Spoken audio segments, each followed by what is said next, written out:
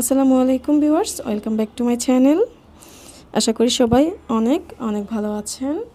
আজকে আরেকটি ফুলের টিউটোরিয়াল নিয়ে এসেছি আমি। এটি হচ্ছে পপকর্ন স্টিচ ফ্লাওয়ার। তো এই টিউটোরিয়াল আজকে আমি আপনাদের সাথে শেয়ার করব। আশা করি ভিডিওটি আপনাদের ভালো লাগবে। আর ভিডিওটি যদি একটুকু ভালো লেগে থাকে লাইক দিবেন, কমেন্টস করবেন, শেয়ার করবেন এবং আমার চ্যানেলটিকে সাবস্ক্রাইব করে দিবেন। চলো আমরা কাজে চলে যাচ্ছি। আমি এখানে চামারিয়ান সুতা নিয়েছি, মাঝারি থিকনেসেরটা, আর আমার 3.0 mm এর হুকটা আমি আজকে ইউজ করব। এট ফার্স্ট আমি একটি স্লিপ নট করে নিচ্ছি, আঙ্গুলের মধ্যে একচের মতো করে নিয়ে আমি এভাবে সুতাটিকে নিয়ে টেনে দিলে এখানে একটি স্লিপ নট আমি পেয়ে যাচ্ছি। তো নট করার পরে এখানে আমি একটি চেইন করছি, দেন আমি আরেকটি চেইন করছি, দুটি চেইন করেছি। এবার প্রথম চেইনটি বাদ দিয়ে এখানে পরের চেইনে বা ফার্স্ট চেইন স্পেসে আমি একটি সিঙ্গেল ক্রোশেট করছি। দেখুন, সিঙ্গেল ক্রোশেট করে এখানে দুটি লুপ করার জন্য দুটি লুপ পেয়েছি। এই দুটি লুপের ভিতর দিয়ে সুতাকে টেনে আনলে আমার এখানে সিঙ্গেল ক্রোশেট হয়ে যাচ্ছে। আমি আবার একটু দেখাচ্ছি। এই যে আমার এখানে একটি চারকোলের মতো হয়েছে, চারকোলের ভিতর দিয়ে সুতা টেনে আনলে দুটি লুপ থাকে। এই দুটি লুপের ভিতর দিয়ে সুতাকে বের করে আনলে এটাকে সিঙ্গেল ক্রোশেট বলে। তো আমি দুটি সিঙ্গেল ক্রোশেট করেছি অ্যান্ড আরও আমার 6টি সিঙ্গেল ক্রোশেট লাগবে। টোটাল 8টি সিঙ্গেল ক্রোশেট করব আমি এই সার্কেলটার মধ্যে দিয়ে। তো 8টি সিঙ্গেল ক্রোশেট করে নিয়েছি। এবার এই যে প্রথম সিঙ্গেল ক্রোশেটের চেইনের ভিতর দিয়ে আমি স্লিপ স্টিচ করে দিচ্ছি। স্লিপ স্টিচ করে দিয়ে এবার আমরা রাউন্ড 2তে যাব। ফার্স্ট রাউন্ডের কাজ আমাদের শেষ হয়েছে। রাউন্ড 2-এ যাওয়ার জন্য আমরা 3টি চেইন করে নিব। 3টি চেইন করে এখানে একই চেইনের ভিতর দিয়ে বা চেইনের গোড়ার যেই স্টিচটি আছে সেই স্টিচের মধ্যে একই স্টিচের ভিতর দিয়ে আমরা ডাবল ক্রোশেট করে নিচ্ছি। দেখুন, সুতাকে টেনে বের করলে 3টি লুপ থাকে। এই 3টি লুপের থেকে দুটি লুপ ছেড়ে দিব এবং লাস্ট দুটি লুপ ছেড়ে দিলে এখানে ডাবল ক্রোশেট হয়ে যাচ্ছে। ঠিক এভাবে আমরা ডাবল ক্রোশেট করে নিচ্ছি। আরও একটি করে নিয়েছি। তাহলে এখানে দুটি ডাবল ক্রোশেট এবং 3টি চেইন, এবং আমি আরও 2টি ডাবল ক্রোশেট করে নিব। তাহলে টোটাল আমার 5টি ডাবল ক্রোশেট হবে একই স্পেসে, একই ঘরে।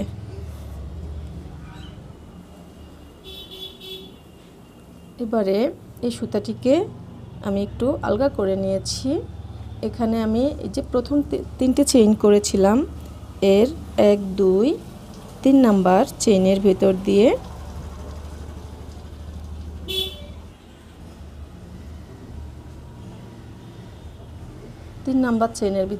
এই সুতাটিকে আমি টেনে এনে একটি স্লিপ স্টিচ করে দিচ্ছি। স্লিপ স্টিচ করে এখানে আমি আরও একটি চেইন করে নিয়েছি। একটি চেইন করে এখানে পপকর্ন স্টিচ হয়ে গেল। তো এর নেক্সট চেইনের ভিতর দিয়ে আমি আবার ডাবল ক্রোশেট করে নিচ্ছি। নেক্সট চেইনের ভিতর দিয়ে ডাবল ক্রোশেট করে নিচ্ছি। তো আমরা 5টি ডাবল ক্রোশেট করে নিচ্ছি। 5টি ডাবল ক্রোশেট করে সুতাটিকে একটু টেনে রেখে 1, 2, 3, 4 এই 5 নাম্বার চেইনের ভিতর দিয়ে হুককে নিয়ে আমি এই সুতাটিকে এনে এখানে স্লিপ স্টিচ করে দিচ্ছি। অ্যান্ড দেন এখানে একটি চেইন করে দিচ্ছি এবং এর পরের চেইনের ভিতর দিয়ে আমি আবার ডাবল ক্রোশেট করে নিচ্ছি 5টি।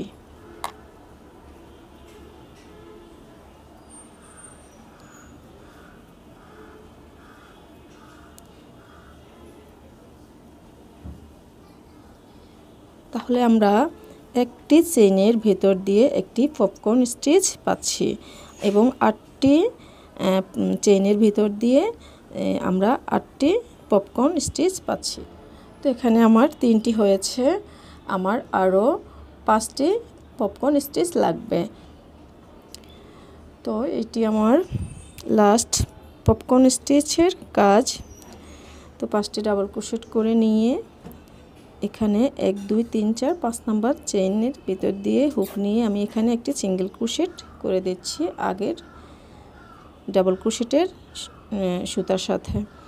তো এখানে আমি একটি চেইন করব, একটি চেইন করে এই যে প্রথম পপকর্ন স্টিচ করেছিলাম তার এই চেইনের ভিতর দিয়ে আমি এটিকে স্লিপ স্টিচ করে দিচ্ছি। স্লিপ স্টিচ করে এবার আমি পরের রাউন্ডে যাব। পরের রাউন্ডে যাওয়ার জন্য আমি এই যে 1 চেইন স্পেস, এই 1 চেইন স্পেসে আমি চলে যাব একটি এভাবে একটি সিঙ্গেল ক্রোশেট দিয়ে। এরপর এখানে আমরা পরের রাউন্ডের কাজের জন্য 3টি চেইন করে নিব। 3টি চেইন করে এই 1 চেইন স্পেসের ভিতর দিয়ে আমি ডাবল ক্রোশেট করে নিব আরও 4টি। যেহেতু 3টি চেইন আছে, 3টি চেইনকে একটি ডাবল ক্রোশেট কাউন্ট করে আরও 4টি করে নিচ্ছি, তাহলে আমার টোটাল 5টি হয়ে যাবে। সুতাটাকে এভাবে রেখে এই 1 2 3 নাম্বার চেইনের ভিতর দিয়ে এই সুতারটিকে এনে এভাবে স্লিপ স্টিচ করে দিচ্ছি। এবারে একটি চেইন করে নিচ্ছি। এখানে আমি একই চেইন স্পেসে আরেকটি পপকর্ন স্টিচ তৈরি করে নেব। তো এখানে আমার আরও 5টি ডাবল ক্রোশেট করতে হবে। 5টি ডাবল ক্রোশেট করে নিয়ে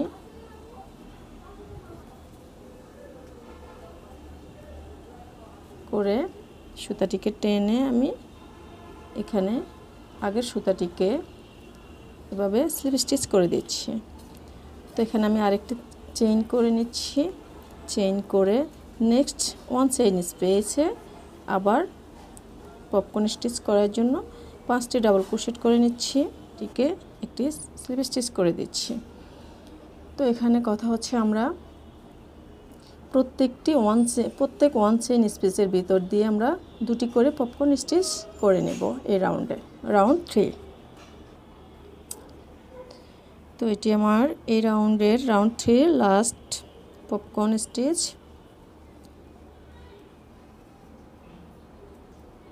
এখানে এবার সুতাটিকে টেনে আগের মতো 5 নাম্বার চেইনের ভিতর দিয়ে সুতাটিকে আমি স্লিপ স্টিচ করে দিচ্ছি।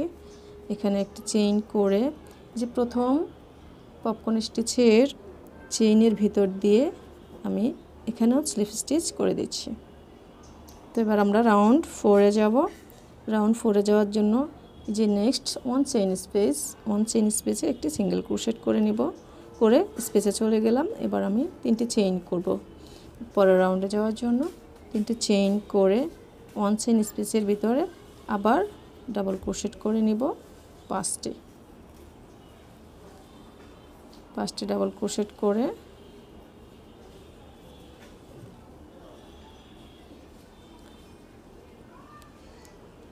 এক 2 3 এই 3 নাম্বার চেইনের ভিতর দিয়ে স্লিপ স্টিচ করে দিচ্ছি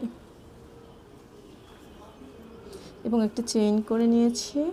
একই চেইন স্পেসে আবারও একটি পপকর্ন স্টিচ করতে হবে। তো সেজন্য আমাদেরকে 5টি ডাবল ক্রোশেট করে নিতে হবে। এভাবে স্লিপ স্টিচ করে আবার একটি চেইন করে নিচ্ছি এবং নেক্সট চেইন 1 স্পেসে আবার একটি পপকর্ন স্টিচ করতে হবে, যার জন্য 5টি ডাবল ক্রোশেট করে নিতে হবে। তো প্রত্যেকটি চেইন স্পেসে আমরা 2টি করে পপকর্ন স্টিচ করে নিব এই রাউন্ডেও। তো এই রাউন্ডের কাজ কমপ্লিট। এবার আমি এটিকে ফার্স্ট পপকর্ন স্টিচের ভিতর দিয়ে চেইনের ভিতর দিয়ে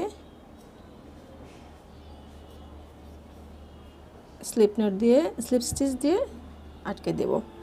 এবার এখানে আমি এক্সট্রা একটা চেইন করে টাইট করে সুতাটা টেনে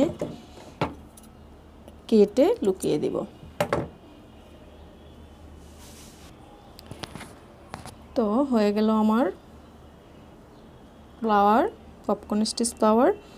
এটাতে এখন আমি একটি পুঁতি যদি অ্যাড করে দেই, তো এটা দেখতে অনেকটাই সুন্দর লাগবে। তো আশা করি ভিডিওটি আপনাদের ভালো লেগেছে। আজ এ পর্যন্ত। আল্লাহ হাফেজ। আসসালামু আলাইকুম।